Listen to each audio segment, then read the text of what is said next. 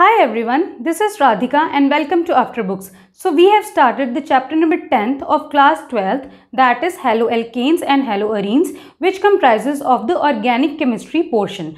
haloalkanes पे I have already uploaded a video जो IUPAC nomenclature है haloalkanes और haloarenes का, उस पे एक separate video आएगी and polyhalogen compounds पे भी एक separate video आएगी. In this video we will discuss about haloarenes, उनकी physical properties, chemical properties, method of synthesis and the nature of the carbon and halogen bond in case of haloarenes. So let's get started.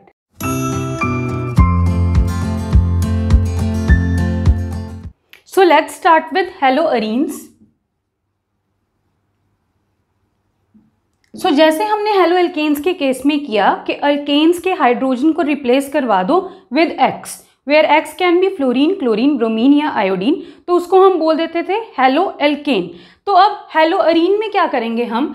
Aromatic alkane के H को replace कर देंगे with X, where X can be fluorine, chlorine, bromine और iodine. तो ये बन जाएगी हमारी हेलोअरीन. सो सबसे पहले करते हैं इसकी क्लासिफिकेशन. नाउ देखो, we know this is benzene. ठीक है, यहां पे हर कार्बन एटम के पास एक एक हाइड्रोजन एटम प्रेजेंट होता है. तो अगर तो यहां पे हम इसी बेंजीन के किसी हाइड्रोजन को रिप्लेस कर दें विद अ हैलोजन, तो जैसे हमने यहां पे इस H को X से रिप्लेस कर दिया, इस टाइप की जो अरीन्स बनती हैं इनको बोलते हैं न्यूक्लियर सब्स्टिट्यूटेड.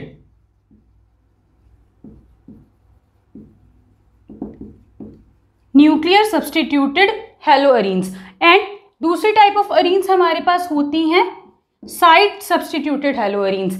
जब क्या होता है C, दिस इज बेंजीन, अगर यहाँ पे इसके पास CH3 group for example attach है तो इसके पास भी हाइड्रोजन्स हैं जिनको हम X से रिप्लेस कर सकते हैं, हेलोजन से रिप्लेस कर सकते हैं.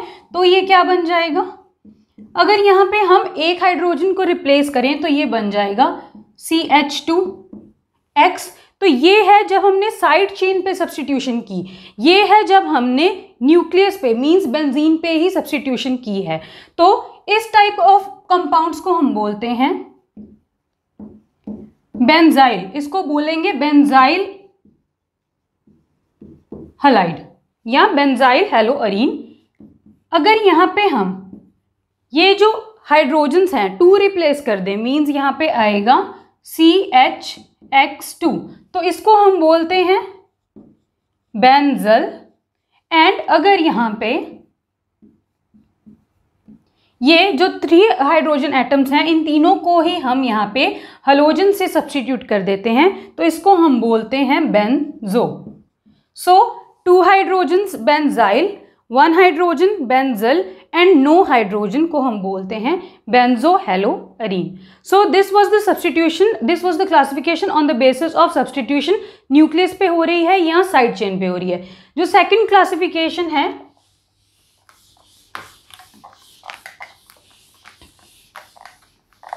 that is based on the number of halogen atoms. कि कितने हलोजन एटम्स हम यहां पे सब्स्टिट्यूट कर रहे हैं. सो एक ही हलोजन एटम है अगर यहां पे हाइड्रोजन की जगह पे, तो दिस विल बी मोनोहेलोअरीन. 2 हाइड्रोजन्स को सब्स्टिट्यूट किया है तो हो जाएगी डाइहेलोअरीन. 3 को सब्स्टिट्यूट किया है तो ये हो जाएगी ट्राइहेलोअरीन, सेम एज जैसे हमने हेलोएल्केन्स के केस में किया था. ठीक, तो यहाँ तक है क्लियर. अब हम यहाँ पे बात करते हैं उस टॉपिक की जो एक हमने हेलोएल्केन्स वाले टॉपिक से स्किप कर दिया था.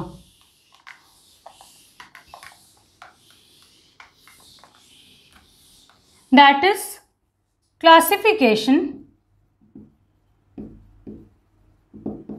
on the basis of hybridization of carbon to which halogen is attached.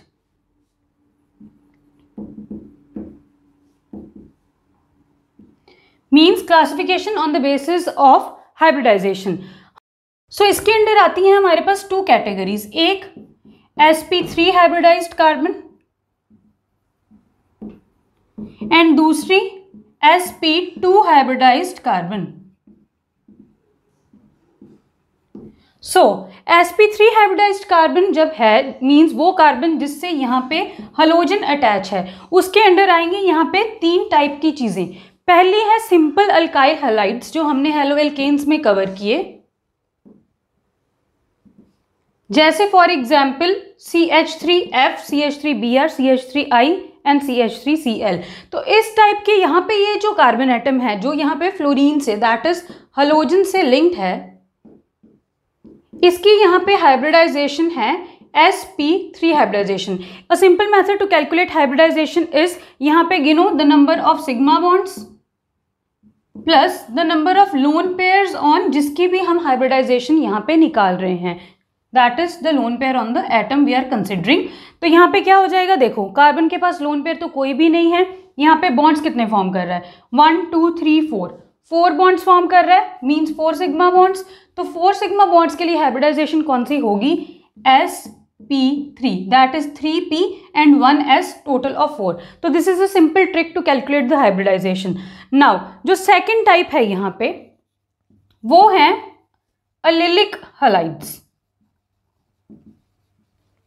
Means अलिलिक का मतलब ये होता है, अलिलिक कार्बन वो कार्बन होता है जैसे ये हलोजन जिस कार्बन से अटैच है उससे अलग कार्बन पे अगर डबल बॉन्ड प्रेजेंट है तो this carbon is known as allylic carbon.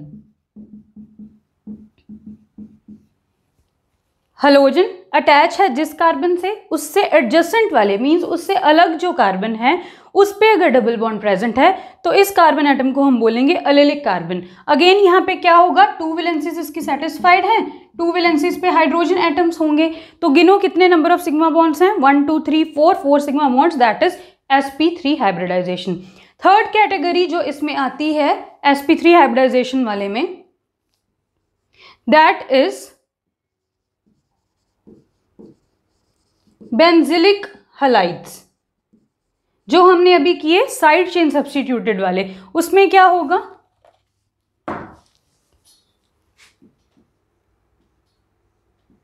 Side chain substitution में ऐसा है हमारे पास साइड पे जाके हमारा जो हेलोजन है वो सब्स्टिट्यूट हुआ है, इसको अगर हम ओपन करके लिखें तो ये क्या हो जाएगा। नाउ अगेन अगर हम ये कार्बन देखें जिससे हेलोजन अटैच है तो इसके अराउंड ये 4 सिग्मा बॉन्ड्स बन रहे हैं एंड इसके पास कोई भी लोन पेयर अवेलेबल नहीं है। सो इस पे भी कौन सी हाइब्रिडाइजेशन हो गई, sp3 हाइब्रिडाइजेशन। सो 3 टाइप के यहाँ पे हलाइड्स हैं उनकी sp3 हाइब्रिडाइजेशन है, एक तो अलिलिक, एक बेंजिलिक और एक जो सिंपल अल्काइल हलाइड्स हैं। अब हम करते हैं वो हलाइड्स जिसमें sp2 हाइब्रिडाइजेशन है।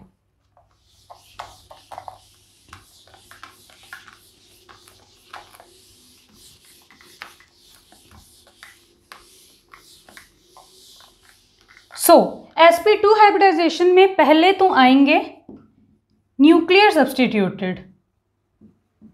जो न्यूक्लियर सब्स्टिट्यूटेड अभी हमने की हेलो अरीन्स, वो कौन सी होंगी, sp2 हाइब्रिडाइज्ड। न्यूक्लियर सब्स्टिट्यूटेड में हमने क्या किया कि ये जो बेंजीन है इसी का एक हाइड्रोजन जाएगा, उसकी जगह पे आएगा हेलोजन। तो अब अगर यहाँ पे हम देखें ये जो कार्बन, ये वाला जो कार्बन है जिससे हेलोजन अटैच है, अब हम देखते हैं इसके पास कितने सिग्मा बॉन्ड्स हैं, 1 sigma bond, 2 sigma bond and 3 sigma bond. तो 3 सिग्मा बॉन्ड्स का मतलब हो गया sp2 हाइब्रिडाइजेशन, 2p और एक s टोटल हो गए 3। तो इस पे है sp2 हाइब्रिडाइजेशन। यहीं पे अगर हम देखें सेकंड कैटेगरी तो दैट इज विनाइलिक हलाइड्स। तो विनाइल कार्बन कौन सा होता है, हेलोजन जिस कार्बन से अटैच है, अगर उस कार्बन पे ही एक डबल बॉन्ड है, डबल बॉन्ड के इधर कुछ भी हो सकता है, O हो जाए या C हो जाए या कुछ भी, मीन्स हेलोजन जिस कार्बन से अटैच है उसके पास ही यहाँ पे डबल बॉन्ड अगर है तो ये जो कार्बन है इसको हम बोलेंगे vinylic carbon. This is vinylic carbon. तो अगर हम यहाँ पे इसकी हाइब्रिडाइजेशन देखें तो ये क्या हो जाएगी, again count the number of sigma bonds, ये क्या हो गए 1 2 एंड 3 सिग्मा बॉन्ड्स, तो ये कौन सी हाइब्रिडाइजेशन हो गई, sp2 हाइब्रिडाइजेशन। सो ये जो टॉपिक है ये हमारा पेंडिंग था फ्रॉम हेलो एल्केन्स, वो हमने यहाँ पे डिस्कस कर लिया है। That is classification on the basis of hybridization. sp3 hybridized carbon भी अटैच हो सकता है हलोजन से और sp2 हाइब्रिडाइज्ड कार्बन भी अटैच हो सकता है हलोजन से। अब हम करते हैं the nature of CX bond in case of हेलोअरीन्स।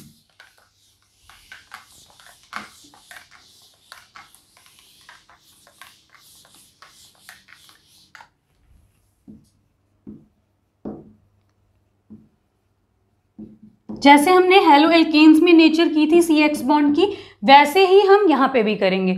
Obviously यहाँ पे भी partial positive partial negative charge आएगा। क्यों? बिकॉज हेलोजन अटैच है, हेलोजन ज़्यादा इलेक्ट्रोनेगेटिव होते हैं, बॉन्ड के इलेक्ट्रॉन्स को अपनी तरफ विड्रॉ करने की कोशिश करेंगे, कैपेसिटी रखते हैं, तो पार्शियल नेगेटिव चार्ज आएगा एंड यहाँ पे आ जाएगा पार्शियल पॉजिटिव चार्ज। अभी हमने किया कि हमारे पास जो हेलोअरीन्स हैं वो 2 टाइप्स की हैं, एक है न्यूक्लियर सब्स्टिट्यूटेड और एक है साइड चेन सब्स्टिट्यूटेड। तो हम दोनों में ही नेचर ऑफ CX बॉन्ड देखते हैं। सबसे पहले तो हम देखते हैं साइड चेन वाले में। यहां पे क्या है हमारे पास, this is the side chain substituted haloarene. यहाँ पे ये जो कार्बन और हेलोजन के बीच का बॉन्ड है ये एक सिंगल बॉन्ड ही है एंड सिंपली इसके ऊपर है पार्शियल पॉजिटिव करेक्टर एंड इसके ऊपर है partial negative character. Where as अगर हम यहाँ पे न्यूक्लियर सब्स्टिट्यूटेड हेलोअरीन्स की बात करें तो यहाँ पे क्या होता है, यहाँ पे ये जो कार्बन और इस हेलोजन के बीच में जो बॉन्ड है that is not purely a single bond, क्योंकि यहाँ पे हेलोजन के पास होते हैं लोन पेयर एंड ये जो लोन पेयर हैं they get involved in resonance. कैसे रेजोनेंस करेंगे, ये यहाँ तो ये यहाँ, बिकॉज सी अगर हम यहाँ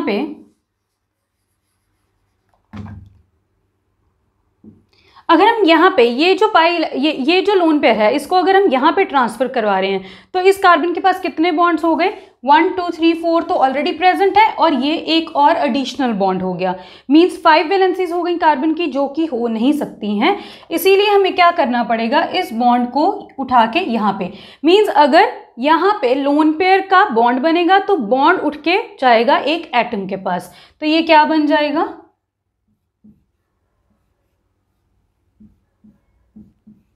ये बन गया, इसके ऊपर आया पॉजिटिव चार्ज, ये जो बॉन्ड है ये यहाँ पे शिफ्ट हुआ तो यहाँ पे आया नेगेटिव चार्ज एंड बाकी के बॉन्ड्स एज इट इज। तो यहाँ पे पॉजिटिव चार्ज क्यों आया है, बिकॉज हेलोजन एक वैलेंसी होती है हेलोजन की, बट यहाँ पे हमने 2 वैलेंसीज बनाई हुई हैं, सो हेलोजन के ऊपर आ गया यहाँ पे पॉजिटिव चार्ज। सिमिलरली यहाँ पे हम और भी रेजोनेटिंग स्ट्रक्चर्स बना सकते हैं, वो हम अभी बाद में बनाएंगे। अभी के लिए हम ये देख रहे हैं कि यहाँ पे ये जो कार्बन और हेलोजन के बीच का बॉन्ड है ये अब इसमें क्या आ चुका है, एक डबल बॉन्ड कैरेक्टर।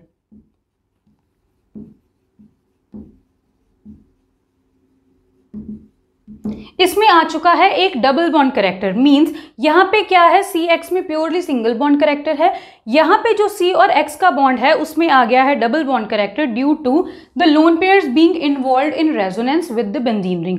तो इससे होता क्या है, देखो अब कार्बन और हेलोजन में डबल बॉन्ड करेक्टर आने के कारण ये जो हेलोजन है चाहे एक अच्छा लिविंग ग्रुप है, all halogens are good leaving groups, फिर भी यहाँ से ये इजीली लीव नहीं कर पाएगा, बिकॉज ये जो डबल बॉन्ड है that is stronger than a single bond. तो इजीली लीव ना करने का क्या मतलब है कि जब तक यहाँ से हेलोजन हमारा जल्दी जल्दी नहीं जाएगा उसकी जगह पे कोई भी और न्यूक्लियोफाइल सब्स्टिट्यूट नहीं हो सकता। सो ये जो हमारी न्यूक्लियर सब्स्टिट्यूटेड हेलोअरीन्स होती हैं ये जो न्यूक्लियोफिलिक सब्स्टिट्यूशन रिएक्शंस हैं इनको स्लोली देती हैं as compared to haloalkanes. क्यों? बिकॉज यहाँ पे हो जाती है हमारे पास एक डबल बॉन्ड कैरेक्टर डेवलप हो जाता है जिसके कारण द लॉस ऑफ halide या loss of living group is not that easy. Now we come to the synthesis of haloarenes. Coming to the synthesis of haloarenes. So synthesis में हमारे पास यहाँ पे 3 methods हैं. One is from aromatic hydrocarbons या from amine या by the reaction with dry copper powder along with HCl and heat। तो ये 3 methods है सिंथेसिस के। सबसे पहले करते हैं from aromatic hydrocarbons. Aromatic hydrocarbon ले लिया हमने, this is known as toluene. ठीक है, अब हमने इसकी रिएक्शन करवानी है विद हैलोजन। तो ये रिएक्शन होती है in the presence of a Lewis acid. क्यों? Because this reaction is a type of electrophilic substitution reaction. देखो ये जो रिएक्शन है इसमें क्या होना है, इस बेंजीन रिंग में से एक हाइड्रोजन रिमूव होगा और उसकी जगह पे आएगा X। मीन्स यहाँ पे कौन सा प्रोडक्ट बनेगा, न्यूक्लियर सब्स्टिट्यूटेड हेलोअरीन वाला यहाँ पे प्रोडक्ट बनेगा। ठीक है, तो अब यहाँ से अगर H जाएगा तो ये बॉन्ड के इलेक्ट्रॉन्स को लेके जाएगा या छोड़ के जाएगा। We know H is an electropositive element, तो क्या करेगा, बॉन्ड के इलेक्ट्रॉन्स को छोड़ के जाएगा। और कैसे जाएगा, एज H पॉजिटिव। तो अगर ये एज H पॉजिटिव जाएगा तो इसकी जगह पे जो चीज़ आएगी उसके ऊपर भी कौन सा चार्ज होना चाहिए, पॉजिटिव चार्ज ही होना चाहिए। एंड जो इलेक्ट्रोफाइल्स होते हैं वो होते ही क्या हैं, इलेक्ट्रॉन डेफिशिएंट स्पीशीज। ई पॉजिटिव से रिप्रेजेंट करते हैं हम इसको, इलेक्ट्रॉन डेफिशिएंट स्पीशीज होते हैं। एंड इसीलिए ही they attract the negative charge. जहाँ पे भी नेगेटिव चार्ज इलेक्ट्रॉन डेंसिटी इनको ज़्यादा मिलेगी वहीं पे ये जाके अटैक करेंगे। सो यहाँ पे ये जो लुईस एसिड है, this is use to generate electrophile. ये जो लुईस एसिड है ये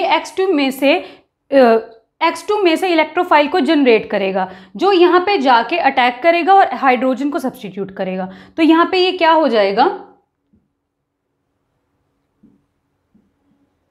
नाउ यहाँ पे अब कहाँ पे जाके ये जो X है वो सब्स्टिट्यूट होगा, बिकॉज हाइड्रोजन तो हर पोजीशन पे ही प्रेजेंट है। तो इसको देखने के लिए हम यहाँ पे पहले ये देखें कि ये जो हमें यहाँ पे CH3 ग्रुप गिवन है ये यहाँ पे क्या रोल प्ले कर रहा है। दिस CH3 ग्रुप ये शो करता है plus sign effect, means electron donating group है। इलेक्ट्रॉन डोनेटिंग ग्रुप होने का मतलब क्या है कि ये इस बेंजीन रिंग पे इलेक्ट्रॉन चार्ज डेंसिटी को और ज़्यादा बढ़ा देगा। तो बेंजीन रिंग पे इलेक्ट्रॉन चार्ज डेंसिटी बढ़ने का क्या मतलब है कि जो इलेक्ट्रोफाइल है अब उसको और नेगेटिव चार्ज मिलता जा रहा है। मीन्स इलेक्ट्रोफाइल वहाँ जहाँ पे नेगेटिव चार्ज। नाउ ये जो CH3 है, because this is electron donating group, so it will activate the benzene ring. And कौन सी पोजीशंस पे एक्टिवेशन होगी, ऑर्थो एंड पैरा पोजीशन पे एक्टिवेशन होगी। Means ortho and para position पे ही सबसे ज़्यादा नेगेटिव चार्ज आएगा। एंड इसीलिए यहाँ पे जहाँ पे ortho position and para position वहाँ पे जाके ये जो इलेक्ट्रोफाइल है ये अटैच हो जाएगा। मीन्स एक हमें मिलेगा यहाँ पे ऑर्थो प्रोडक्ट एंड एक हमें यहाँ पे मिलेगा para product. And these ortho and para products have a wide range in their melting points. बहुत ज़्यादा डिफरेंस होता है इनके मेल्टिंग पॉइंट्स की रेंज का, एंड इसीलिए इनको हम इजीली सेपरेट कर सकते हैं। नाउ यहाँ पे ये जो हमने X यूज़ किया है, it can be chlorine and bromine, this cannot be fluorine. Fluorine नहीं यहाँ पे हो सकता बिकॉज फ्लोरीन बहुत ही ज़्यादा रिएक्टिव होता है। एंड अगर यहाँ पे हम आयोडीन की बात करें तो ये जो रिएक्शन है, अगर हम इसको यहाँ पे I2 लेते हैं तो ये रिएक्शन हो जाती है रिवर्सिबल। ठीक है, तो इस रिएक्शन को इरिवर्सिबल बनाने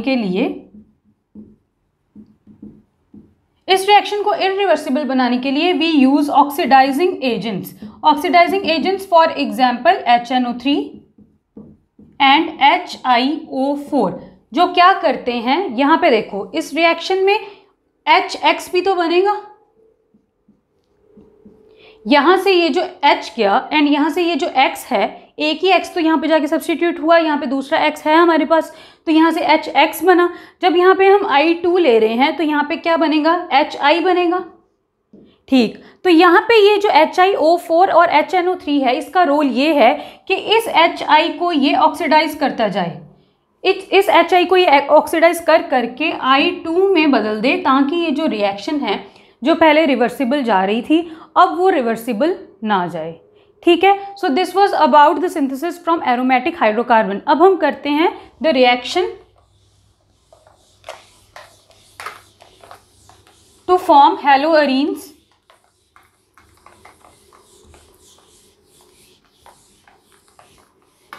from amines.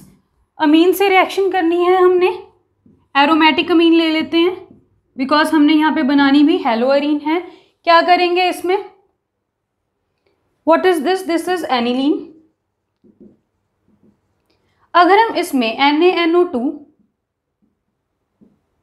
And HCl add करते हैं, means if we are doing this reaction in the presence of NaNO2 and HCl, तो यहाँ से बनता क्या है, Na के ऊपर पॉजिटिव, NO2 के ऊपर नेगेटिव, H के ऊपर पॉजिटिव, Cl के ऊपर नेगेटिव, नेगेटिव पॉजिटिव के साथ, पॉजिटिव नेगेटिव के साथ क्या बन जाएगा यहाँ पे NaCl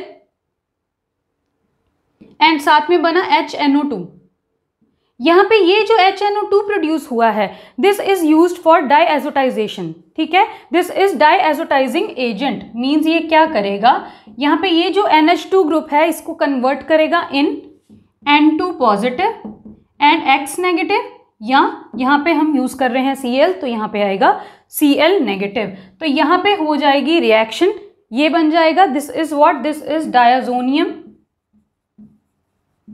क्लोराइड, किसकी, बेंजीन की, सो this is benzene diazonium chloride. Now अगर हम यहाँ पे ऐड करेंगे Cu2X2 that is cuprous halide, तो यहाँ पे ये क्या हो जाएगा, बेंजीन रिंग पे जाके सीधा ये हेलोजन यहाँ पे क्लोरीन अटैच हो जाएगा एंड साथ में यहाँ पे फॉर्म हो जाएगी नाइट्रोजन गैस। सो ये रिएक्शन है हमारी in the synthesis of haloarenes from amines. क्या किया है हमने, यहाँ पे डायएजोटाइजेशन करवाई है एंड देन रिएक्शन करवा दी Cu2X2 के साथ। अच्छा, अब अगर यहाँ पे हमारे पास बनता है N2 पॉजिटिव I नेगेटिव, तो I नेगेटिव के केस में अगर हम यहाँ पे सिंपली Ki के साथ रिएक्शन करवा दें तो भी हमारे पास यहाँ पे I लग जाएगा एंड साथ में N2 will be released. Now अगर यहाँ पे हमारे पास होता NaBF4 तो क्या होता, यहाँ पे बन जाता N2 positive BF4 negative, and फिर क्या होता जब हम यहाँ पे रिएक्शन करते तो क्या हो जाता, यहाँ पे बचता F, साथ में निकल जाती N2 एंड साथ में BF3। तो जो हमने यहाँ पे फर्स्ट रिएक्शन की दैट इज एनिलीन में हमने NaNO2HCl डाला, बेंजीन डायजोनियम क्लोराइड बना था एंड उसके बाद जब हमने Cu2X2 डाला था तो हमारे पास बन गया था एक हेलोअरीन। उस रिएक्शन को हम बोलते हैं Sandmeyer reaction. And these all are Sandmeyer type reactions. Now we come to the reaction for the synthesis of haloarenes from dry copper powder in the presence of HCl and by heating.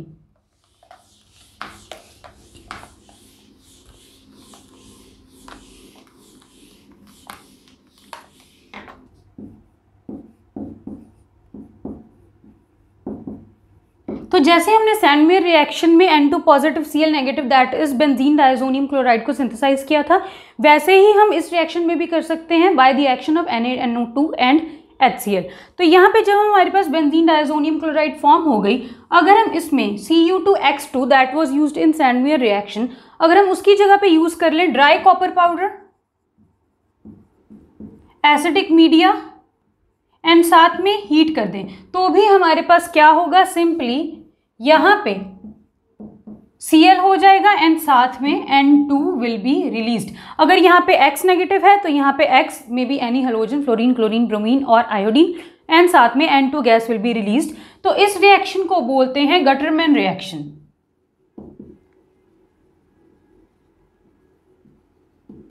So we have done the synthesis of haloarenes. Physical and chemical properties of haloarenes में पहले हम study करेंगे physical properties. तो physical properties में first property है कि ये जो हेलोअरीन्स हैं they are heavier than water, and second property क्या है, नाउ ये जितने भी हेलोअल्केन्स और हेलोअरीन्स हैं ये सब they are insoluble in water but soluble in organic solvents.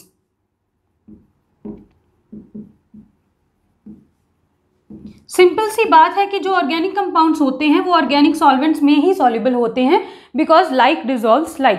अगर हम यहाँ पे रिएक्टिविटी ऑर्डर की बात करें कि कौन सा हेलोजन, कौन सा जो हेलोअरीन है वो कितना रिएक्टिव होगा। तो reactivity order is ARI, ARBR, ARCL and then ARF. So this is least reactive and this is most reactive. इसका रीजन क्या है? सेम वही रीजन कि यहाँ पे ये जो AR और I की बॉन्ड लेंथ है ये ज़्यादा है. क्यों? बिकॉज यहाँ पे फ्लोरीन, क्लोरीन, ब्रोमीन और आयोडीन में से आयोडीन का साइज सबसे ज़्यादा है. Because as we move down the group the size goes on increasing. तो साइज ज़्यादा होने का मतलब क्या है कि यहाँ पे ये जो AR और I की जो बॉन्ड लेंथ है ये ज़्यादा है. बॉन्ड लेंथ ज़्यादा का क्या मतलब है कि बॉन्ड स्ट्रेंथ कम है. इट मीन्स जो हमें एनर्जी देनी पड़ेगी, दैट इज बॉन्ड एनर्जी, जो इस बॉन्ड को तोड़ने के लिए हमें एनर्जी देनी पड़ेगी, वो भी क्या होगी? यहाँ पे कम होगी. क्योंकि यहाँ पे बॉन्ड लेंथ ज़्यादा है, स्ट्रेंथ कम है, थोड़ी सी एनर्जी देंगे तो ये बॉन्ड टूट जाएगा. तो ये बॉन्ड जल्दी टूटने का क्या मतलब है कि यहाँ से ये जो I नेगेटिव है वो उतनी ही जल्दी लीव करेगा.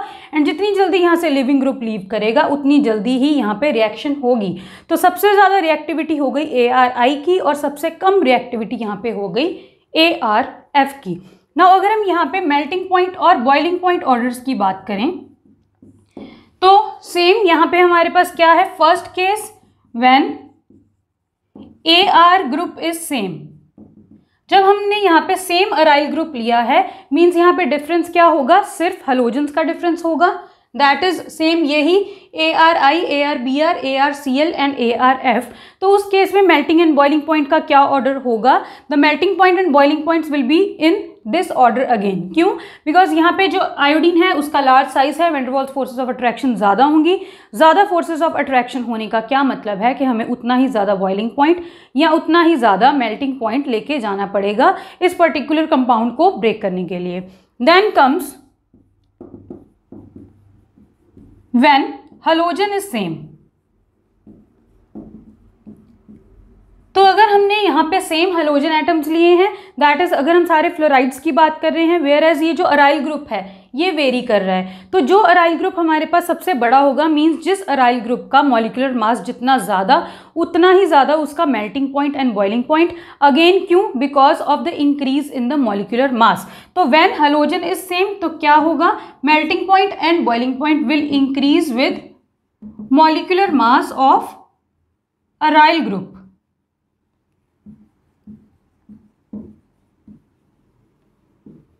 एंड थर्ड हम यहाँ पे बात करते हैं आइसोमेरिक डायहेलोअरीन्स की. डायहेलोअरीन्स मीन्स दो जगह पे यहाँ पे हेलोजन लगा होगा. अगर हम यहाँ पे बात करें फॉर एग्जाम्पल यहाँ पे हम एक्स ही कंसिडर कर लेते हैं.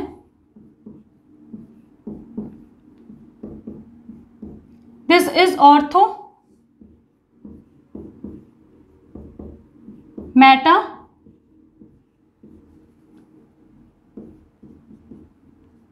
And para. Ortho disubstituted haloarene, meta disubstituted haloarene and para disubstituted haloarene. अब अगर हम इनकी बात करें तो इनके बॉइलिंग पॉइंट्स तो अप्रॉक्सीमेटली इक्वल ही होते हैं, बट जो इनके मेल्टिंग पॉइंट्स होते हैं उनमें बहुत ही ज़्यादा डिफरेंस होता है. ये कि ये जो पैरा वाला प्रोडक्ट है, ये जो पैरा वाला हमारे पास आइसोमर है, पैरा वाली जो हमारे पास हेलोअरीन है, इसका मेल्टिंग पॉइंट सबसे ज़्यादा होता है इनमें से और इनमें से. ऑर्थो और मेटा में से जो पैरा है उसका मेल्टिंग पॉइंट सबसे ज़्यादा होगा. ऐसा क्यों है? Because of its symmetrical arrangement. यहाँ पे ये सिमेट्रिक है इसीलिए ये क्रिस्टल लैटिस में, अपने क्रिस्टल लैटिस में ये बहुत ही अच्छी तरह से पैक हो जाता है due to its symmetry. And जितना अच्छा हमारे पास कोई क्रिस्टल लैटिस बनता है उतनी ही हमें ज़्यादा एनर्जी देनी पड़ती है उस लैटिस को ब्रेक करने के लिए. एंड इसीलिए वहाँ पे जो मेल्टिंग पॉइंट है वो क्या हो जाता है? Increase. So amongst ortho, meta and para dihalo substituted haloarenes क्या होगा? जो हमारे पास पैरा आइसोमर है उसका सबसे ज़्यादा मेल्टिंग पॉइंट होगा due to its symmetrical arrangement, where as अगर हम बॉइलिंग पॉइंट की बात करें तो they will be nearly equal. Now we come to the chemical properties of हेलोअरीन्स.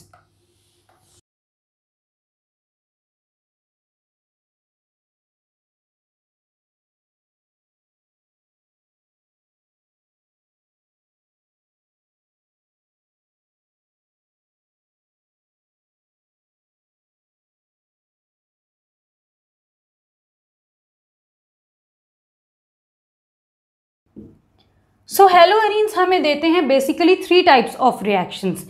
एक रिएक्शंस है इनकी nucleophilic substitution reactions, second are electrophilic substitution reactions, and third reactions with metals.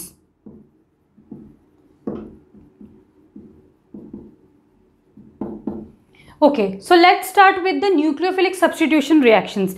Nucleophilic substitution reactions जैसे हमने halo alkanes के case में की थी, वैसे ही यहाँ पे क्या है, What is a nucleophile? Nucleophile होता है represent by Nu negative. Means it has a love for positive charge. Positive charge के लिए इसके पास एफिनिटी है एंड खुद के पास इसके ऊपर है नेगेटिव चार्ज। तो अगर हमारे पास किसी भी रिएक्शन से कोई नेगेटिव चीज़ जा रही है और उसकी जगह पे ये जो न्यूक्लियोफाइल नेगेटिवली चार्ज है उसको सब्सटीट्यूट कर रहा है, तो उन टाइप ऑफ रिएक्शंस को हम बोलते हैं न्यूक्लियोफिलिक सब्सटीट्यूशन रिएक्शंस। अब अगर हम कंपैरिजन करें rate of nucleophilic substitution reactions में amongst aryl halides, that is haloarenes, और alkyl halides, that is halo alkenes. तो यहाँ पे एक तो पॉइंट ऑफ डिफरेंस हम ऑलरेडी कर चुके हैं कि ये जो अराइल हैलाइड्स हैं उनमें हमें क्या मिल रहा है, लोन पेयर रेजोनेंस में जा रहा है, इसीलिए डबल बॉन्ड कैरेक्टर डेवलप हो रहा है। तो यहाँ पे अब हम देखते हैं पूरी तरह से रेजोनेटिंग स्ट्रक्चर्स को। पहले बात करते हैं अल्काइल हैलाइड की। अल्काइल हैलाइड में सिंपली हमारे पास क्या है, फॉर एग्जाम्पल CH3X, सिंपली जो हेलोजन है ज़्यादा इलेक्ट्रोनेगेटिव है तो इसके ऊपर आया पार्शियल नेगेटिव, कार्बन के ऊपर आ गया पार्शियल पॉजिटिव चार्ज, और ये जो बॉन्ड है ये प्योरली एक सिंगल बॉन्ड है। वेयरएज अगर हम यहाँ पे अराइल हैलाइड्स में बात करें, यहाँ पे जो भी हेलोजन एटम हमारे पास अटैच्ड है इसके पास lone pair of electrons present है। अब ये जो लोन पेयर ऑफ इलेक्ट्रॉन्स हैं ये बेंजीन रिंग में डीलोकलाइज हो जाएंगे, मीन्स रेजोनेंस में आ जाएंगे, और ये क्या होगा, ये लोन पेयर यहाँ तो ये बॉन्ड यहाँ, ये क्या बन गया इसका first resonating structure, double bond X के ऊपर आया पॉजिटिव चार्ज, ये बॉन्ड और ये बॉन्ड एज इट इज, ये बॉन्ड यहाँ पे शिफ्ट हुआ तो यहाँ पे आया नेगेटिव चार्ज। यहाँ तक हम ऑलरेडी कर चुके हैं। नेक्स्ट रेजोनेटिंग स्ट्रक्चर ड्रॉ करते हैं इसका। फिर क्या होगा, अब यहाँ पे नेगेटिव चार्ज है, अगर ये यहाँ पे आएगा तो ये बॉन्ड उठ के जाएगा यहाँ पे, मीन्स एक हमने करना है कि इलेक्ट्रॉन से बॉन्ड बनाना है, एक हमने करना है कि बॉन्ड से इलेक्ट्रॉन बनाना है। तो यहाँ पे क्या बन जाएगा, ये चीज़ तो एज इट इज़ रही, यहाँ पे कोई भी फर्क नहीं है, ये bond as it is untouched है, ये अब यहाँ पे बॉन्ड बन गया एंड ये बॉन्ड का यहाँ पे चार्ज बन गया। सेम आगे जाके क्या होगा, ये है, ये यहाँ तो ये यहाँ, मीन्स इलेक्ट्रॉन का बॉन्ड, बॉन्ड का इलेक्ट्रॉन, क्या बन गया, यहाँ पे तो रहा X पॉजिटिव, ये बॉन्ड है अनटच्ड, ये बॉन्ड आ गया यहाँ पे एंड ये बॉन्ड आ गया यहाँ पे। तो ये है इसके 3 रेजोनेटिंग स्ट्रक्चर्स। नेक्स्ट में क्या होगा, अगेन ये यहाँ पे जाएगा तो ये जो बॉन्ड है या ये बॉन्ड कोई भी ये उठ के इसके ऊपर चला जाएगा, तो ये क्या बन जाएगा, यहाँ पे सेम यही चीज़ बन जाएगी। क्यों, सी ये वाला इलेक्ट्रॉन बॉन्ड में कन्वर्ट हो गया तो ये क्या बन गया, ये बॉन्ड और ये बॉन्ड एज इट इज, ये वाले इलेक्ट्रॉन का यहाँ पे बॉन्ड बन गया है एंड ये वाला जो है दिस, ये वाला जो बॉन्ड है ये उठ के यहाँ पे चला गया, तो वहाँ पे कौन सा चार्ज आएगा, नेगेटिव चार्ज। नेगेटिव चार्ज ने पॉजिटिव चार्ज को कैंसिल कर दिया तो यहाँ पे रह गया अकेला सिंगल बॉन्ड X। ये है इसके रेजोनेटिंग स्ट्रक्चर। हम इसको ऐसे भी तो लिख सकते हैं, अगर हम ये बॉन्ड्स को ऐसे ड्रॉ करें तो this is one and the same thing, ये कैलकुलस स्ट्रक्चर्स हैं।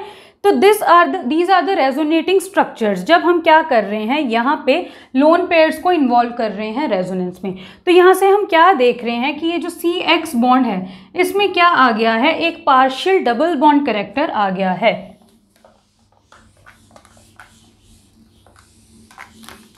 सो अराइल हैलाइड्स में क्या हुआ है, पार्शियल डबल बॉन्ड कैरेक्टर आ गया है, किसमें, कार्बन और हैलोजन के बॉन्ड में। Whereas in case of alkyl halides यहां पे क्या है, एक प्योरली सिंगल बॉन्ड है, नो डबल बॉन्ड करेक्टर। यहाँ पे अगर हम सेकंड बात करें तो यहाँ पे क्या होगा, सी aryl halide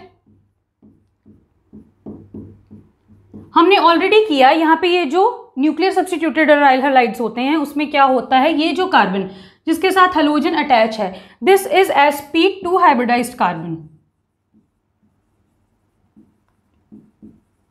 where as in case of haloalkane क्या है,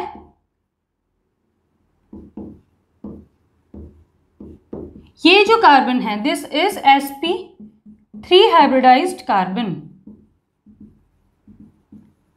तो इससे क्या डिफरेंस क्रिएट होता है, जो sp2 हाइब्रिडाइज्ड कार्बन होता है इसमें क्या है, ज्यादा s करेक्टर है, मोर s करेक्टर। ज्यादा s करेक्टर मींस ज्यादा इलेक्ट्रोनेगेटिविटी, मोर इलेक्ट्रो नेगेटिविटी। सो ये ज्यादा इलेक्ट्रोनेगेटिव है, मींस ये जो बॉन्ड है इस बॉन्ड को ये बहुत ही ज्यादा स्ट्रांगली होल्ड करेगा। स्ट्रांगली होल्ड करेगा तो यहाँ से ये जो न्यूक्लियोफाइल है इसका रिमूवल डिफिकल्ट हो जाएगा, एंड इसीलिए ये उतनी जल्दी न्यूक्लियोफिलिक सब्स्टिट्यूशन रिएक्शन नहीं देंगे जितनी जल्दी अल्काइल हैलाइड देंगे। अगेन अगर यहाँ पे डबल बॉन्ड करेक्टर है तो इसका भी मतलब क्या है कि ये जो बॉन्ड है ये शॉर्टर हो गया। डबल बॉन्ड शॉर्टर होता है सिंगल बॉन्ड से। अगर ये बॉन्ड शॉर्टर हो गया है तो इसकी बॉन्ड स्ट्रेंथ इंक्रीज हो गई है। स्ट्रेंथ इंक्रीज हो गई है तो मतलब यहाँ से अब इस X को रिमूव करना as X negative is not that easy as that in case of alkyl halides. तो ये हो गई हमारी दो चीजें। थर्ड यहाँ पे बात आती है कि अगर हम यहाँ से मान लेते हैं कि इस X को हमने रिमूव कर भी दिया तो क्या होगा, इस कार्बन के ऊपर बनेगा पॉजिटिव चार्ज, बिकॉज हेलोजन तो इलेक्ट्रॉन्स को लेके जाएगा, ज्यादा इलेक्ट्रोनेगेटिव है। इसके ऊपर अगर आया पॉजिटिव चार्ज तो ये बन गया बेंजाइल कैटायन। अब देखो, एक तो ये जो कार्बन है ये है sp2 हाइब्रिडाइज्ड, इलेक्ट्रोनेगेटिव है। इलेक्ट्रोनेगेटिव कार्बन पे हमने एक पॉजिटिव चार्ज दे दिया है तो ये बहुत ही ज़्यादा अनस्टेबल है। दूसरी बात, जो यहाँ पे पहले हेलोजन लगा था वो इसको रेजोनेंस से स्टेबलाइज कर रहा था। अब हमने हेलोजन यहाँ से निकाल भी दिया और इसको अनस्टेबल भी कर दिया, पॉजिटिव चार्ज भी दे दिया, तो दो फैक्टर्स से हमने इसको अनस्टेबल कर दिया है। सो ये बहुत ही ज़्यादा जल्दी अपने एक्स को या हेलोजन को रिमूव नहीं करेगा, बिकॉज वो लगा रहे तो ये स्टेबल है, अगर वो चला जाए तो ये बहुत ही ज़्यादा अनस्टेबल हो जाता है। तो थर्ड यहाँ पे फैक्टर है कि ये जो यहाँ पे फिनाइल कैटायन बनता है ये बहुत ही ज़्यादा अनस्टेबल है। एंड फोर्थ फैक्टर यहाँ पे क्या है, फोर्थ फैक्टर यहाँ पे ये है कि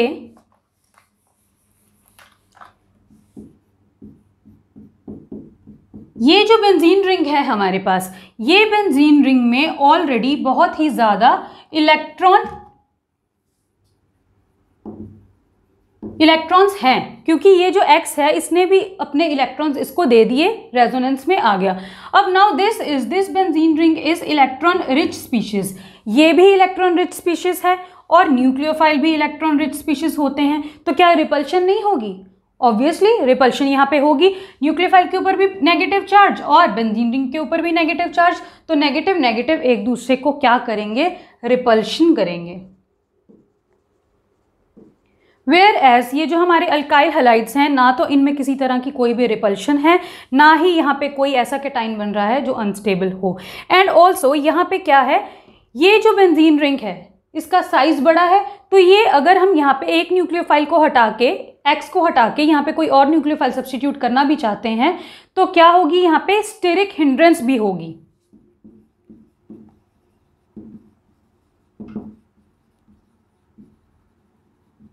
सो स्टेरिक हिंड्रेंस भी हो गई। ये जो हमारे पास कैटाइन बन रहा है ये भी अनस्टेबल है, पार्शियल डबल बॉन्ड करेक्टर भी है, ऊपर से ये कार्बन sp2 हाइब्रिडाइज्ड भी है।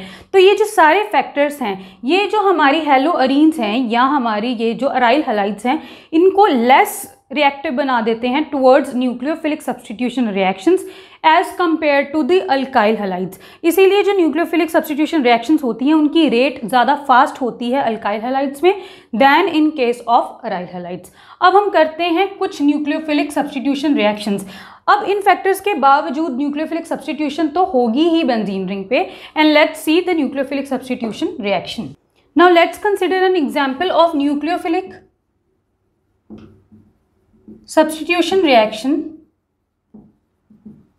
Consider the reaction with hydroxyl group. Hydroxyl group के साथ न्यूक्लियोफिलिक सब्स्टिट्यूशन रिएक्शन के लिए हमने क्या किया है, ये ली एक क्लोरोबेंजीन, इसको हमने किसी ऐसी चीज़ के साथ ट्रीट करना है जिसमें OH हो, दैट इज हाइड्रोक्सिल ग्रुप। तो से यहाँ पे हमने ले लिया NaOH।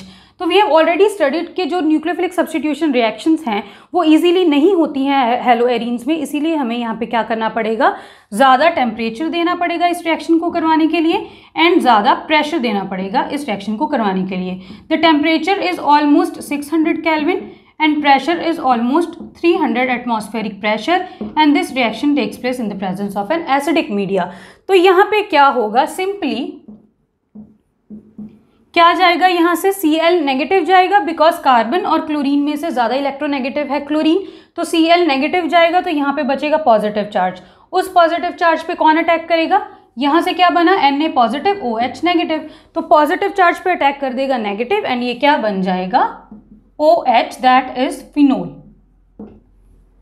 Now अगर हम यही रिएक्शन करवाएं in the presence of electron withdrawing groups, means अगर हम कोई ऐसे इलेक्ट्रॉन विड्रॉइंग ग्रुप्स लें जो यहाँ से इस बेंजीन रिंग की इलेक्ट्रॉन डेंसिटी को कम कर सकें, तो क्या होगा कि ये जो बेंजीन रिंग है अभी ये जितनी इलेक्ट्रॉन रिच है उतनी ज़्यादा इलेक्ट्रॉन रिच नहीं रहेगी, और जितनी अभी इसमें रिपल्शन हो रही है between the negative charge of the nucleophile and between the electron rich density of the benzene ring, जितनी अब रिपल्शन है इन दोनों में उतनी ज़्यादा रिपल्शन नहीं होगी बिकॉज थोड़ी बहुत इलेक्ट्रॉन चार्ज डेंसिटी को यहाँ पे इलेक्ट्रॉन विड्रॉइंग ग्रुप ने विड्रॉ कर लेना है।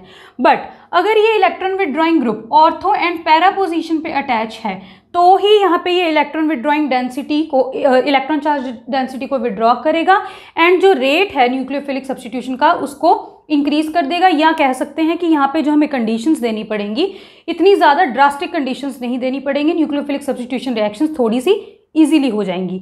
वेयर एज अगर यहीं पे ये जो electron withdrawing group Meta position पे प्रेजेंट है तो कोई भी इफेक्ट नहीं होगा रिएक्शन पे, मींस अभी भी हमें इतनी ड्रास्टिक कंडीशंस ही करवानी पड़ेंगी इस रिएक्शन को करवाने के लिए। सबसे पहले देखते हैं कि अगर ऑर्थो एंड पैरा पोजीशन पे हम यहाँ पे एक इलेक्ट्रॉन विड्रॉइंग ग्रुप लगा देते हैं तो हमारे पास यहाँ पे ये जो फैक्टर्स हैं इनमें क्या चेंज आ रहा है। फॉर एग्जाम्पल यहाँ पे अगर हम एक इलेक्ट्रॉन विड्रॉइंग ग्रुप लगाएं, NO2 लगा दिया हमने, NO2 is an electron withdrawing group, तो यहाँ पे क्या होगा, अगर हमने यहाँ पे OH नेगेटिव को अटैच करना है तो अगर यहाँ पे पहले हमें टेम्परेचर देना पड़ रहा था 600 केल्विन, तो यहाँ पे हमें टेम्परेचर सिर्फ देना पड़ेगा अप्रॉक्सीमेटली 400 केल्विन और ये रिएक्शन हो जाएगी।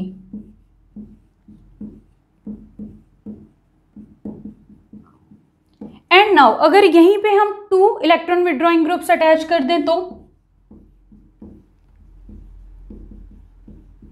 और करने किस पोजीशन पे है, ऑर्थो या पैरा पोजीशन पे ही, तो अब क्या होगा, अगर यहाँ पे हमें टेम्परेचर 400 केल्विन देना पड़ा तो यहाँ पे टेम्परेचर उससे भी कम देना पड़ेगा हमें और रिएक्शन यहाँ पे हो जाएगी।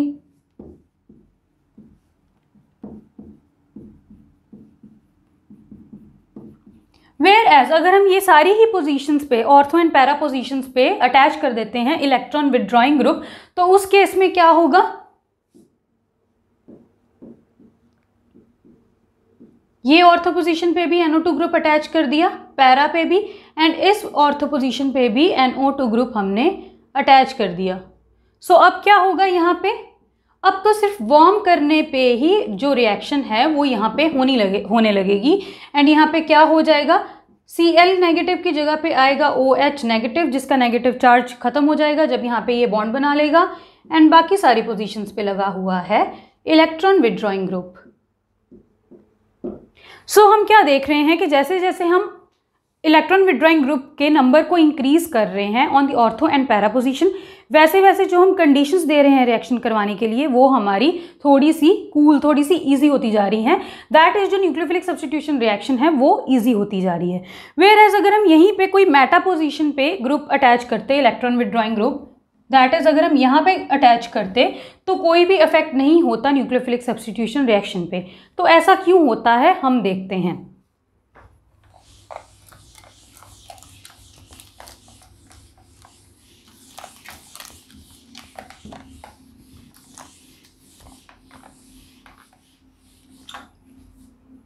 सो ये है हमारे पास क्लोरोबेंजीन।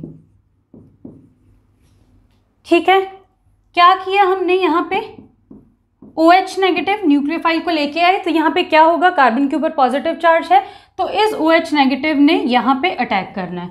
तो जब ये यहाँ पे अटैक करेगा तो होगा क्या, जब इसने यहाँ पे अटैक किया तो अब इस कार्बन की वैलेंसी कितनी हो गई, 1 2 3 4 और एक बॉन्ड बन गया इसके साथ 5 वैलेंसीज, और 5 वैलेंसीज तो कार्बन फॉर्म कर नहीं सकता, इसीलिए इसको क्या करना पड़ेगा, अगर एक इलेक्ट्रॉन से बॉन्ड बना है तो बॉन्ड से वापस इलेक्ट्रॉन बनाने पड़ेंगे, और ये क्या हो जाएगा,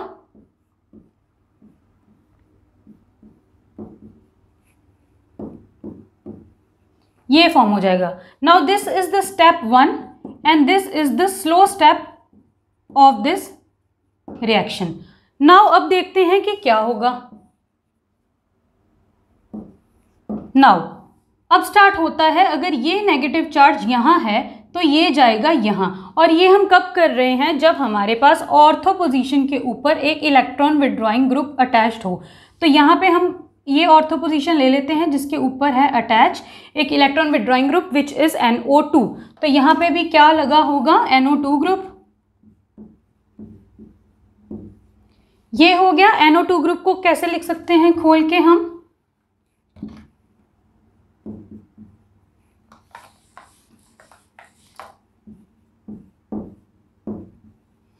क्योंकि यहाँ पे नाइट्रोजन 4 बॉन्ड्स फॉर्म कर रहा है तो इसके ऊपर आया पॉजिटिव चार्ज, ऑक्सीजन एक ही बॉन्ड फॉर्म कर रहा है, वैसे भी ये कोऑर्डिनेट बॉन्ड होता है तो इसके ऊपर आया नेगेटिव चार्ज, और ये नेगेटिव चार्ज तो हमारे पास आया है जब ये बॉन्ड उठ के इस कार्बन एटम पे आया तो यहाँ पे आ गया नेगेटिव चार्ज। नाउ अब क्या होगा, अगर ये इलेक्ट्रॉन यहाँ जाएगा तो ये बॉन्ड यहाँ आएगा, तो ये क्या बन जाएगा, यहाँ पे तो है Cl, यहाँ पे है OH, यहाँ पे लगा है NO2, ये बॉन्ड एज इट इज, ये इलेक्ट्रॉन यहाँ पे बॉन्ड, ये बॉन्ड यहाँ पे इलेक्ट्रॉन, ये बन गया इसका रेजोनेटिंग स्ट्रक्चर। अगेन क्या होगा, ये यहाँ जाएगा तो ये यहाँ जाएगा, ये क्या बन जाएगा, यहाँ पे Cl है, यहाँ पे OH है, NO2 एज इट इज, यहाँ पे क्या है बॉन्ड। नाउ क्या हुआ, इलेक्ट्रॉन का बॉन्ड एंड बॉन्ड का इलेक्ट्रॉन, तो ये बन गया सेकंड रेजोनेटिंग स्ट्रक्चर। अब क्या होगा इसके बाद, अब देखो अगर ये जो नेगेटिव चार्ज है ये वापस यहाँ पे जाता है तो क्या होगा, यहाँ पे अगर ये नेगेटिव चार्ज गया तो यहाँ पे आगे हमारे पास कोई भी डबल बॉन्ड तो है नहीं उसको इलेक्ट्रॉन में कन्वर्ट करने के लिए, तो इट मीन्स क्या होगा, इन दोनों में से कोई एक बॉन्ड टूटेगा। तो जो OH है उसको तो हमने यहाँ पे ऑलरेडी अटैच ही किया है अपनी न्यूक्लियोफाइल को, तो बॉन्ड कौन सा टूटेगा, ये वाला, तो ये क्या बन जाएगा, नाउ ये एंड ये as it is, NO2 group as it is, यहां से अब क्या हुआ, Cl निकल गया एंड यहाँ पे बचा OH। नाउ ये जो Cl है ये अपने इलेक्ट्रॉन को लेके जाएगा या छोड़ के जाएगा, obviously because carbon and chlorine में से ज़्यादा इलेक्ट्रोनेगेटिव है Cl, तो एज Cl नेगेटिव जाएगा एंड यहाँ पे कोई भी ये एक्स्ट्रा बॉन्ड नहीं बचेगा, ये बॉन्ड को अपने साथ लेके जाएगा, बॉन्ड को अपने साथ ले गया, OH यहाँ पे अटैच हो गया। तो ये क्या है, ये है हमारा स्टेप 2, जब यहाँ पे Cl नेगेटिव रिलीज हुआ और यहाँ पे बचा OH नेगेटिव। तो अगर हम यहाँ पे देखें, जब हमारे पास ऑर्थो पोजीशन पे इलेक्ट्रॉन विड्रॉइंग ग्रुप प्रेजेंट था, तो अब हम यहाँ पे देखते हैं कि ये जो हमारे पास रेजोनेटिंग स्ट्रक्चर्स आए हैं इनमें क्या है,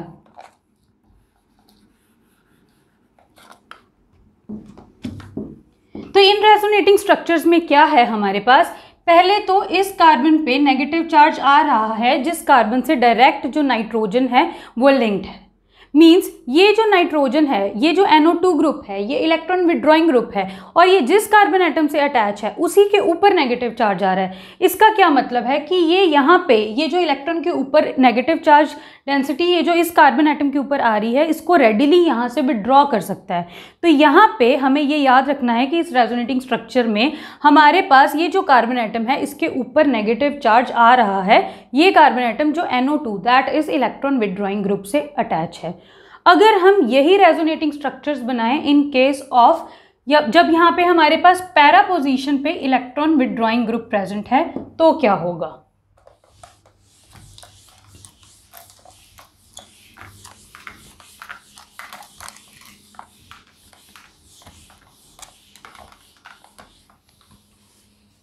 नाउ अगेन हमने क्या किया, यहाँ पे है Cl,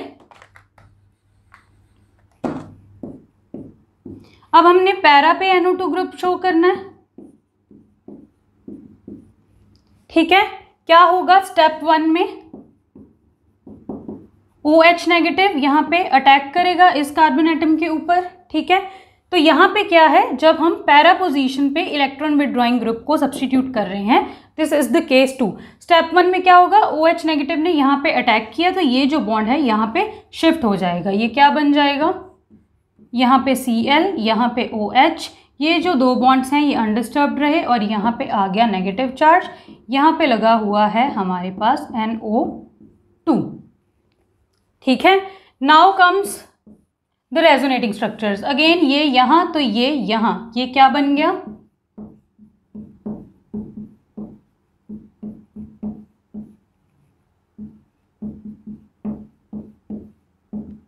तो अब यहाँ पे इस कार्बन एटम के ऊपर नेगेटिव चार्ज आ गया है, जिससे डायरेक्टली क्या अटैच है, हमारा इलेक्ट्रॉन विड्रॉइंग ग्रुप। सेम यही केस हुआ था हमारा जब हमने ऑर्थो पोजीशन के ऊपर इलेक्ट्रॉन विड्रॉइंग ग्रुप को सब्स्टिट्यूट किया था।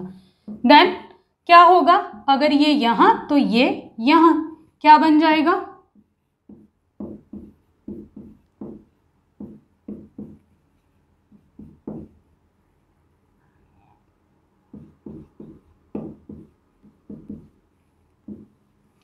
ये बन गया।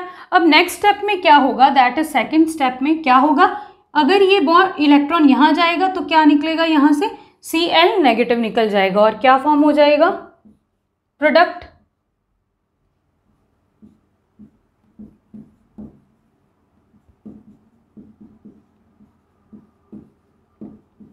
तो ये हमारे पास यहाँ पे फॉर्म हो गया। सो दिस, यहाँ पे भी जब हमने नाइट्रोजन के साथ ये जो NO2 ग्रुप है, जब हमने यहाँ पे पैरा पोजीशन पे लगाया तो ये जो पैरा वाला कार्बन है इसके ऊपर नेगेटिव चार्ज आ रहा है, मींस ये जो इलेक्ट्रॉन विड्रॉइंग ग्रुप है ये यहाँ से डायरेक्टली जो इलेक्ट्रॉन चार्ज डेंसिटी है इसको विड्रॉ कर सकता है। सो ये हमने देखे ऑर्थो एंड पैरा पोजीशन पे जब हमने इलेक्ट्रॉन विड्रॉइंग ग्रुप को अटैच किया है।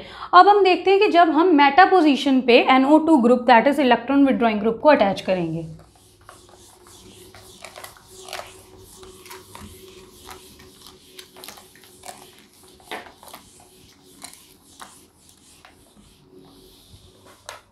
अगेन ये बनाई हमने क्लोरोबेंजीन, तो इस बार क्या करना है, मेटा पोजीशन पे हमने लगाना है NO2 ग्रुप, मेटा पे लगा है जब इलेक्ट्रॉन विड्रॉइंग ग्रुप। अब हम देखेंगे इसके रेजोनेटिंग स्ट्रक्चर। सबसे पहले तो वही होगा, OH नेगेटिव आएगा इस कार्बन के ऊपर अटैक करेगा बिकॉज ये इलेक्ट्रोपॉजिटिव है, ये बॉन्ड के इलेक्ट्रॉन्स हो गए शिफ्ट यहाँ पे, तो ये क्या बन गया, Cl OH, ये ऐसे यहाँ पे लगा है इलेक्ट्रॉन विड्रॉइंग ग्रुप एंड ये क्या हुआ, यहाँ पे नेगेटिव चार्ज आ गया। देन उसके बाद क्या होगा, ये यहाँ तो ये यहाँ, तो ये क्या बन जाएगा, Cl OH, यहाँ पे बॉन्ड्स, यहाँ पे NO2 नेगेटिव, यहाँ पे पॉजिटिव एंड देन यहाँ पे हो गया अब negative charge. Next resonating structure में क्या होगा, ये यहाँ तो ये यहाँ, ये क्या बन गया, Cl OH, यहाँ पे आएगा नेगेटिव चार्ज, यहाँ पे बॉन्ड एंड यहाँ पे लगा है NO2 negative. Then next step which is the second step में क्या होगा, ये यहाँ जाएगा तो ये क्लोरीन यहाँ से निकल जाएगी, Cl नेगेटिव निकल गया तो अगेन प्रोडक्ट क्या बन गया,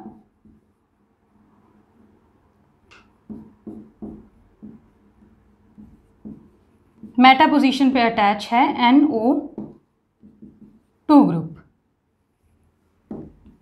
सो नाउ अगर हम ये मेटा वाले रेजोनेटिंग स्ट्रक्चर्स देखें तो इसमें हम ये देखेंगे कि कोई भी ये जो NO2 ग्रुप जिस कार्बन एटम से अटैच है, कोई भी ऐसा रेजोनेटिंग स्ट्रक्चर नहीं है जिसमें इस मेटा वाले कार्बन के ऊपर नेगेटिव चार्ज डायरेक्टली आ रहा हो।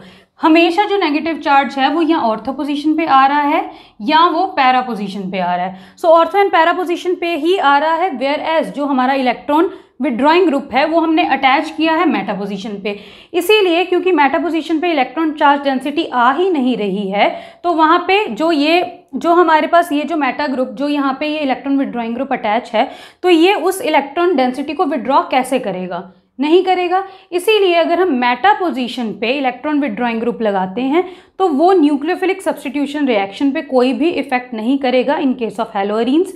वेयर एज अगर हम ऑर्थो या पैरा पोजीशन पे लगाते हैं इलेक्ट्रॉन विड्रॉइंग ग्रुप तो जो हमारी न्यूक्लियोफिलिक सब्स्टिट्यूशन रिएक्शन है वो बहुत ही ज़्यादा ईजीली हो जाएगी। ठीक है, now we come to the second example. ये तो हमने किया था रिएक्शन विद हाइड्रोक्सिल ग्रुप। ऐसे ही हम किसी भी न्यूक्लियोफाइल की सब्स्टिट्यूशन कर सकते हैं। सिर्फ हमने क्या करना है, जो भी हमें दिया है उसमें नेगेटिव और पॉजिटिव चार्ज को ढूंढना है। उसके बाद क्या करेंगे, जो नेगेटिव चार्ज वाली हमारे पास चीज़ बनी उसको हमने अटैक करवा देना है और वहाँ से हेलोजन को हमने निकाल देना है। So second example is reaction with ammonia. Chlorobenzene reaction करेगी अमोनिया के साथ इन द प्रेजेंस ऑफ Cu2O। यहाँ पे अगेन क्या लगेगा, हाई टेम्परेचर लगेगा एंड हाई प्रेशर लगेगा। तो यहाँ पे फॉर्म क्या हो जाएगा हमारे पास, यहाँ से NH2 नेगेटिव फॉर्म होगा जो Cl नेगेटिव को रिप्लेस कर देगा। ये हमारे पास बन गई एनिलीन एंड साथ में क्या फॉर्म होगा, Cu2 Cl2 एंड साथ में फॉर्म होगा यहाँ पे water. This will be the reaction with ammonia. Now we come to the electrophilic substitution reactions. So electrophilic substitution reactions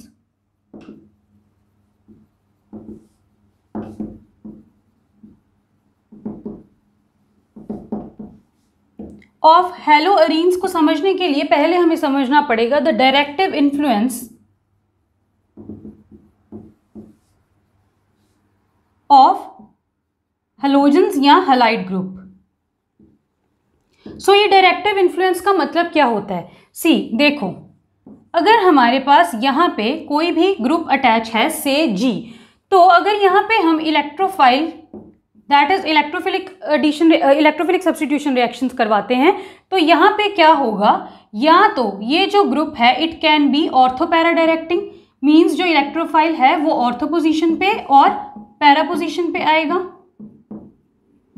या क्या हो सकता है कि ये जो G ग्रुप है ये हो सकता है मेटा डायरेक्टिंग, दैट इज जो इलेक्ट्रोफाइल है वो आएगा मेटा वाली पोजीशन पे। तो ये जो G ग्रुप है ये डिसाइड करता है कि जो इनकमिंग इलेक्ट्रोफाइल है ये कौन सी पोजीशन पे आएगा।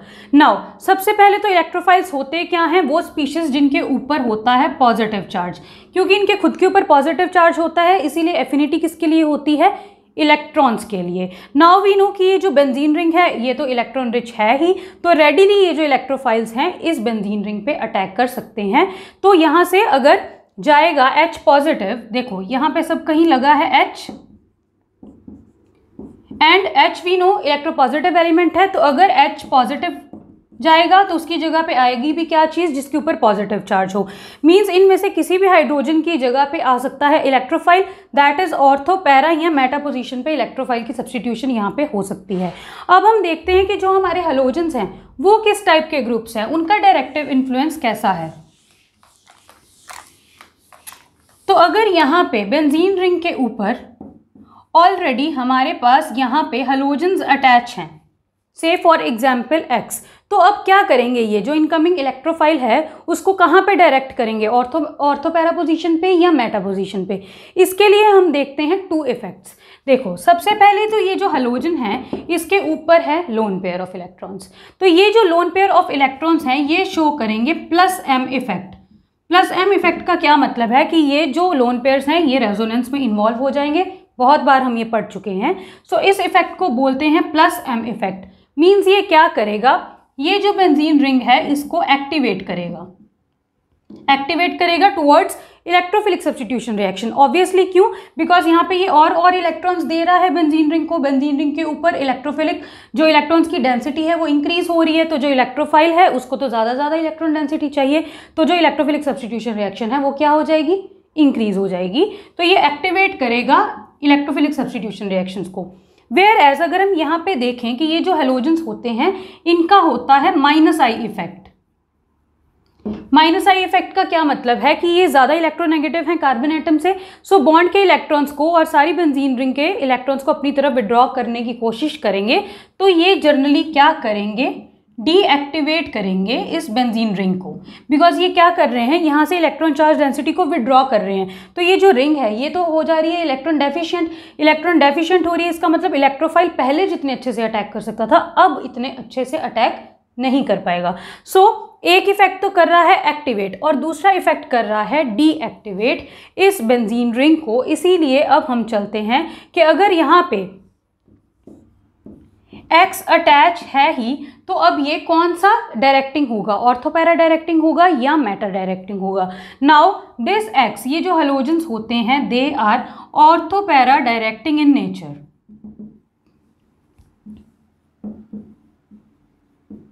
These are orthopara directing in nature. Why? Because of plus M effect. Because ये क्या है, इलेक्ट्रॉन डोनेट भी कर रहे हैं, तीन लोन पेयर्स हैं इसके पास, तो ये क्या करेंगे, इलेक्ट्रॉन चार्ज डेंसिटी को इंक्रीज करेंगे at the ortho position and at the para position. And इसीलिए जो इनकमिंग इलेक्ट्रोफाइल है वो किस किस पोजीशन पे जाएगा, जहाँ पे ज़्यादा हमारे पास नेगेटिव चार्ज होगा। यहाँ पे ज़्यादा नेगेटिव चार्ज जाएगा, यहाँ पे ज़्यादा नेगेटिव चार्ज जाएगा और वहाँ पे ही इलेक्ट्रोफाइल भी जाएगा। So now let's see the examples of electrophilic substitution reactions.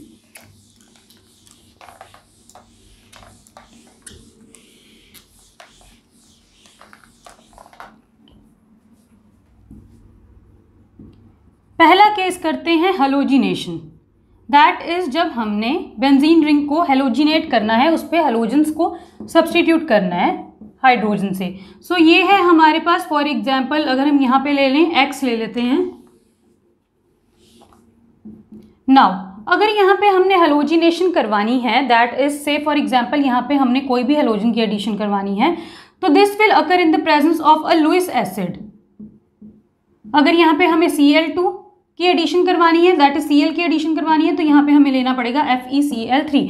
तो ये जो लुईस एसिड है ये बेसिकली करेगा क्या, यहाँ से इलेक्ट्रोफाइल जनरेट करेगा। इलेक्ट्रोफाइल क्या होता है, जिसपे पॉजिटिव चार्ज हो, तो यहाँ से बनेगा FeCl4 नेगेटिव एंड साथ में बनेगा Cl पॉजिटिव। ये जो Cl पॉजिटिव है ये यहाँ पे सब्सटीट्यूट करेगा, क्या होगा, यहाँ से H पॉजिटिव जाएगा, उसकी जगह पे क्या आ जाएगा, Cl पॉजिटिव। सिमिलरली यहाँ से H पॉजिटिव जाएगा, उसकी जगह पे क्या आ जाएगा, Cl पॉजिटिव। सो यहाँ पे क्या होगा, ortho and para product form होगा। यहाँ पे ये जो हेलोजन अटैच है, क्योंकि ये ऑर्थोपैरा डायरेक्टिंग है, तो यहाँ पे ये जो इनकमिंग इलेक्ट्रोफाइल है ये भी किस किस पोजीशन पे जाएगा, एक बार ऑर्थो पोजीशन पे एंड एक बार पैरा पोजीशन पे। And para is the major product whereas ortho is the minor product. ऐसा क्यों है, क्योंकि यहाँ पे हो जाती है स्टीरिक हिंड्रेंस, जबकि सारे केसेस में ऐसा नहीं होता। किसी किसी केस में इंटरमॉलिक्यूलर हाइड्रोजन बॉन्डिंग की पॉसिबिलिटी के कारण कभी कभी ये वाला प्रोडक्ट भी मेजर हो जाता है। वैसे generally this is the major product and this is the minor product. Now we come to nitration. Same हमने क्या किया, बेंजीन रिंग के ऊपर हेलोजन अटैच है जो कि ऑर्थोपैरा डायरेक्टिंग है। नाइट्रेशन करवाएंगे तो किसकी प्रेजेंस में होगी, HNO3 along with H2SO4।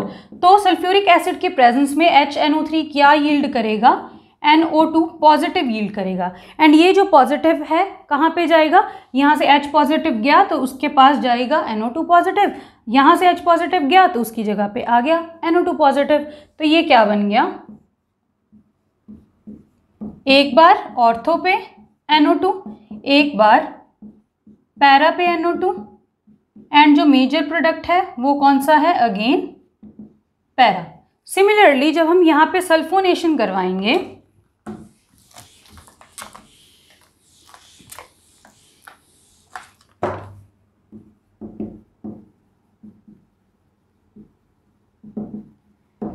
Sulphonation में क्या होगा, अगेन हमने क्या किया है, बेंजीन रिंग ली, उसके ऊपर हेलोजन अटैच है, सल्फोनेशन करवानी है तो होगी H2SO4 की प्रेजेंस में। यहाँ से क्या जनरेट होगा हमारे पास, OH negative and SO3H positive. ये अगेन जाएगा इसके ऊपर, एक बार ऑर्थो पे जाएगा तो ये क्या बन जाएगा, यहाँ पे X, यहाँ पे SO3H एंड एक बार पैरा प्रोडक्ट, यहाँ पे X एंड यहाँ पे SO3H। सो एक बार ऑर्थो प्रोडक्ट एंड एक बार para product and again para product is the major product. So after nitration, sulfonation and halogenation come Friedel Crafts reactions,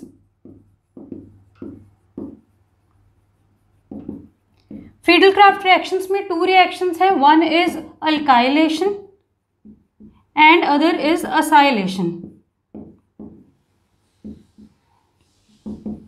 alkylation में हमें अल्काइल ग्रुप अटैच करना है, असाइलेशन में हमें असाइल ग्रुप अटैच करना है। सेम क्या करेंगे, बेंजीन के ऊपर X जुड़ा है, लुईस एसिड लेंगे यहाँ पे से AlCl3। अब हमें अल्काइल ग्रुप इंट्रोड्यूस करना है बेंजीन रिंग में, तो यहाँ पे क्या करेंगे, एक ऐसा स्पीशीज लेंगे जिसके पास अल्काइल ग्रुप है। फॉर एग्जाम्पल यहाँ पे हमने लिया CH3Cl। तो यहाँ पे कार्बन और क्लोरीन के बीच में जो बॉन्ड है उसमें कार्बन पे आएगा पॉजिटिव चार्ज, क्लोरीन पे आएगा नेगेटिव चार्ज। पॉजिटिव चार्ज क्या करेगा, यहाँ से H पॉजिटिव जाएगा तो उसको रिप्लेस करेगा। तो ये क्या बन जाएगा, अगेन एक बार ऑर्थो पोजीशन पे लग गया CH3 ग्रुप एंड एक बार पैरा पोजीशन पे लग गया CH3 group and para product will be the dominant product. जब हम यहाँ पे असाइलेशन की बात करेंगे तब क्या होगा, same benzene ring in the presence of Lewis acid क्या करेंगे, अब हमें यहाँ पे कोई ऐसी स्पीशीज चाहिए जिसके पास असाइल ग्रुप हो विच इज COCH3 ग्रुप। तो हमने क्या किया, यहाँ पे ले लिया CH3COCl। तो इसमें क्या होगा,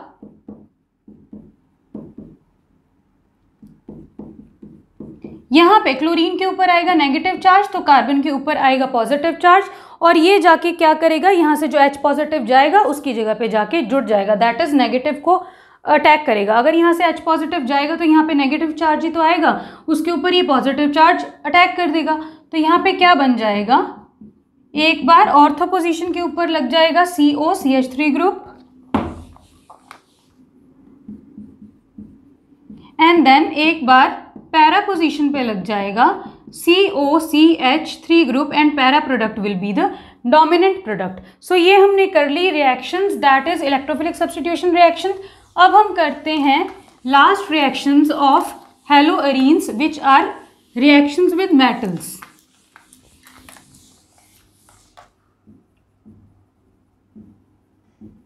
सो रिएक्शंस विद मेटल्स में हमारे पास 2 रिएक्शंस हैं, एक है फिटिग रिएक्शन एंड एक है यहाँ पे वुड्स फिटिग रिएक्शन।